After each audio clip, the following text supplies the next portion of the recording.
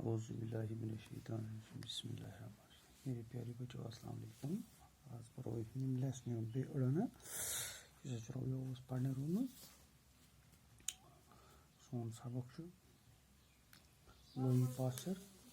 جو پتہ پڑھا ہے آج پرو اس نے اپنی ساری عمر جراثیم کو تحقیق میں صرف کیا ہے دپاتے مزہ کو پن سوری عمر ات پہ صرف لوئی پاسچر نے اپنی تحقیق اور تجربوں سے ثابت کیا کہ انسان اکثر بیمار جراثیموں کی وجہ سے پیدا ہوتے ہیں کہ انسان روزان اکثر جراثیموں سے بیمار یہ جراثیم ہمیشہ ہوا میں اڑتے رہتے ہیں یم جراثیم ہوا مز وڑان انہیں جراثیم کی وجہ سے ایک شخص کی بیماری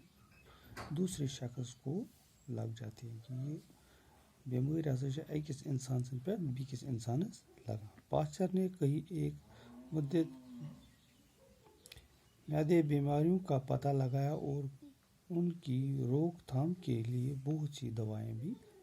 دریافت کی واریاہ دوا ام خاطر دریافت ان دوائیوں کے استعمال سے بیماریوں پر قابو پائے جا سکا کہ بیمار ان پہ قابو گھت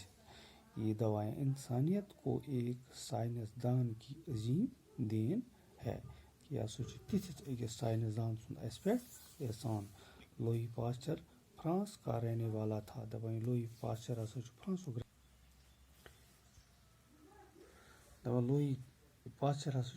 روزان وہ اپنے والدین کا اکلوتا بیٹا ہے دپان پنس مالس